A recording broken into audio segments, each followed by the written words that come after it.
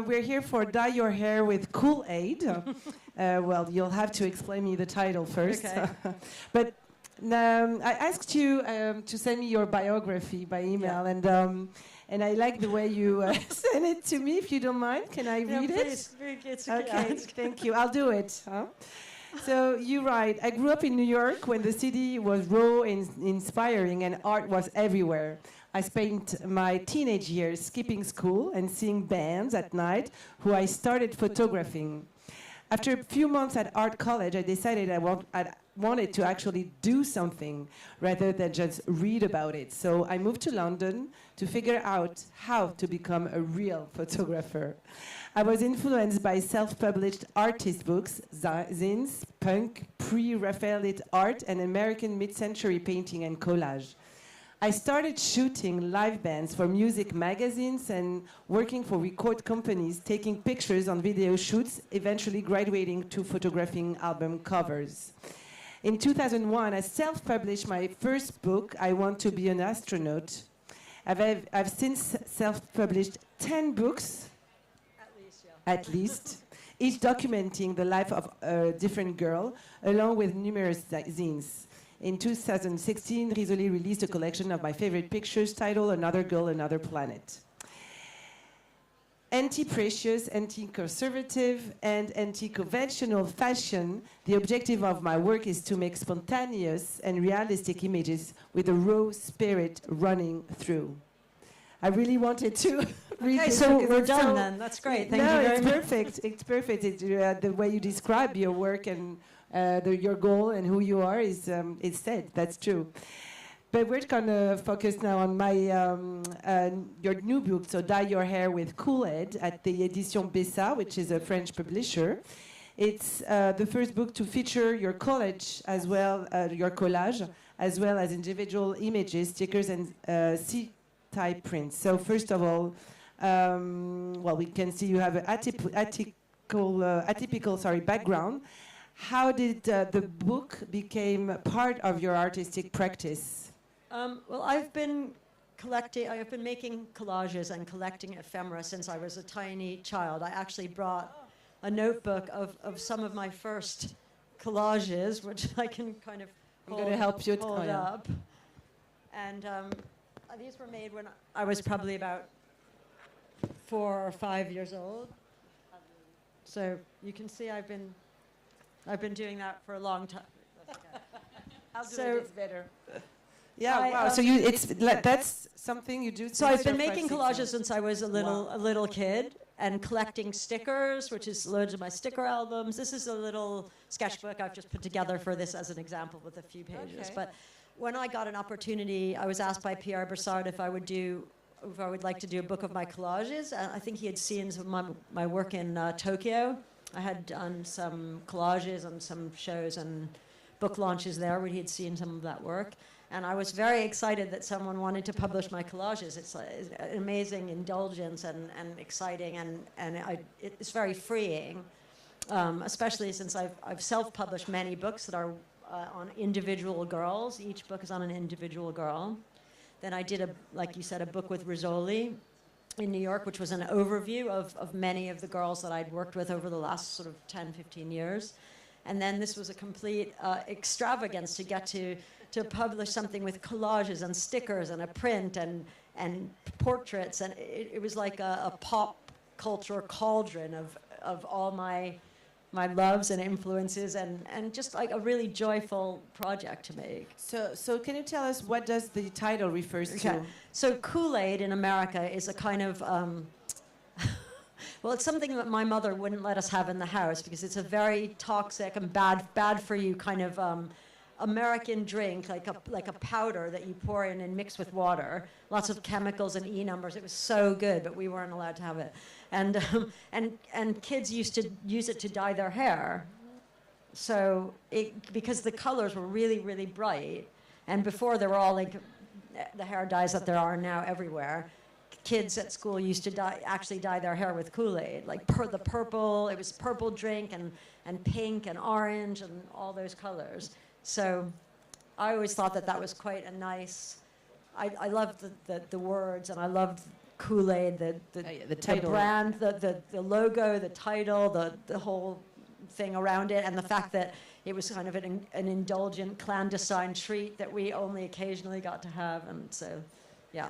So you were saying like before in your books it was really one book with on one girl. Yes, absolutely. Here it's you actually shoot many other like 10 girls, or I don't know exactly how many, but there's a number different girls. Yeah. So what is it about this book? Is it about your collage, etc.? But why did you choose? Originally, I wanted to do the book just with collage, and Pierre, I think, had seen a lot of my self-published books and wanted to include portraits of the girls from the other books. So a lot of the images that are just portraits, not collages, have maybe been an outtake that didn't fit in one of the books, images that I really loved, that some were not published.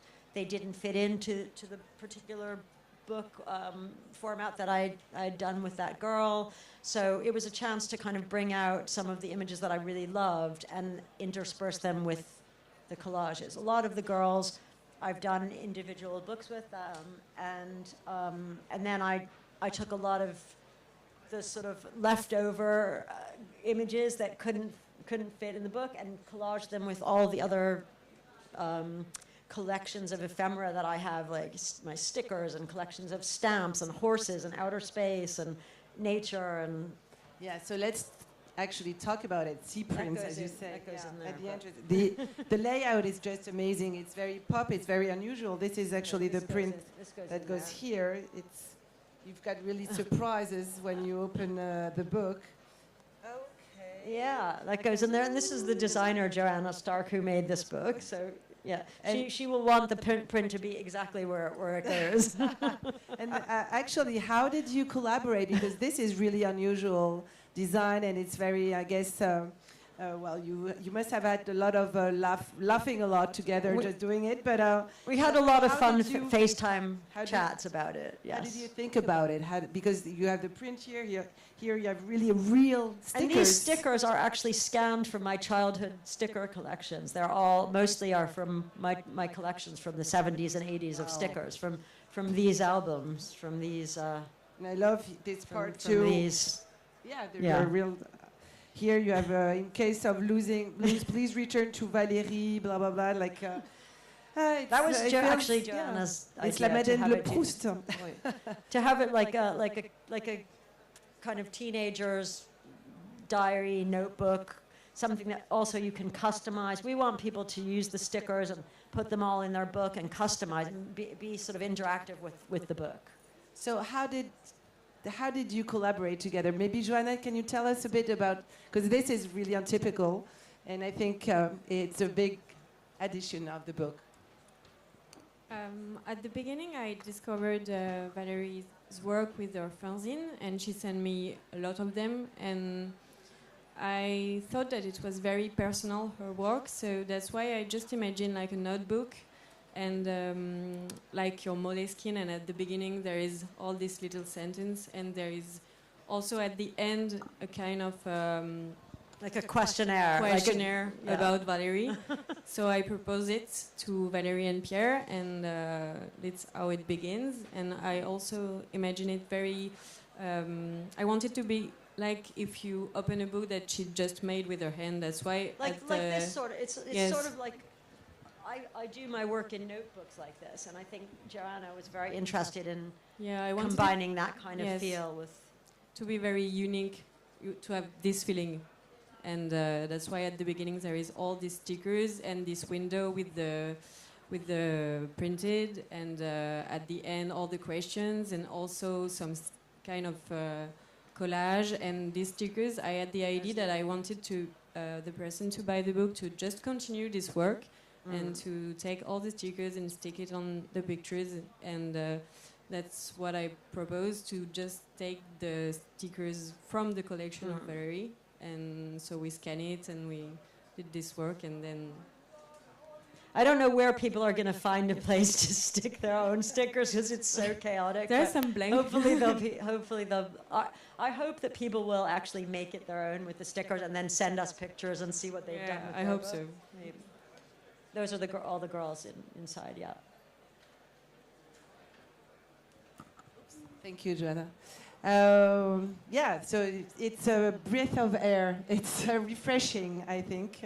Um, what is your next project? Because knowing this is your first book when you really gather all your stickers, your inspirations, your little thing you had when you were a kid. So what's next? Well, because I like to drive myself crazy, I'm always working on many, many books at the same time. And the next thing I have out actually is relatively simple. It's a book on Amy Winehouse, the singer, who I spent one day with her many years ago for her first album. And people have been asking me about that work for a long time, so I've decided to put out like a kind of, like on an independent publisher, quite a low-key version of that work. But I'm also working on my next, the book after that is another girl that I met, who, again, it's going to be one girl, a singer-songwriter from the suburbs of London who's 17 when I met her, and just travels through her life over sort of 9 months. And really interesting is most of the work I've done over the last few years have been in cities, especially in my city, in London. So just going out to the sort of suburban culture and kind of seeing where this girl kind of flowered from and became, a really interesting singer-songwriter, young woman. And then there's going to be some collections of my early collages and stickers and all that ephemera. And color is always present in your books? It's very, yeah, I can't, it's not, it's sort of an accident, I can't help it. I'm just drawn to these incredibly bright pop colors. I've been very influenced by collage and a lot of like mid-century collage, and even those artists that I love, Joseph Cornell and Rauschenberg, and their color palette was very different than mine, but I've been very interested by their kind of just explosions of imagery and things that don't necessarily match up with each other, but I've added lots of color, fluoro, bright, intense. Just, I like my images to look like they're just jumping off the page. And I think that that's a reaction to really not liking most fashion photography, because I think it's quite unchallenging and a bit drab and boring and formulaic, and I don't feel like it's changed and evolved very much. So when I've done a lot of fashion photography for my sort of commercial work, I've really wanted it to look very personal to me, the way I want to see images, with more fun and more excitement and more pop and punch and just a bit more life to them. So. It's interesting also this balance you have between commercial photography and your artistic projects. It's really very, of course, you cross things, but it's something that you really need, actually, also. Well, I need it to afford to publish my books. Yeah, but you need also the other part, the artist. Some just if I didn't do this stuff, I would literally have gone crazy by now. I had to take back, because when you're making ad campaigns with people, fashion or doing an album cover, it's such a compromise. You have to rein in what you want to do so much to sort of satisfy the other criteria. The sort of by committee, you have to satisfy everyone. And so I started making self-published books in quite a small way, because I wanted it to be absolutely 100% me. And even if 3 people bought it, that's fine, as long as there was not one bit of compromise. It was just just me. And luckily, strangely, that actually helped my commercial career, because people liked those books, and I guess they thought it was sort of cool that like a commercial photographer was doing art books back in 2001 when I first published. So somehow each has helped the other, but it was really just for me. And compromising, did you do some with Joanna or not? What, compromise? Yeah. Not really. On this book. No. I think we got on. We had similar sensibility, and I didn't feel very compromised with it. No, not at all. No. Well, we don't feel it when we read it. In the audience, do you have some questions for Valerie? Nope. Yes.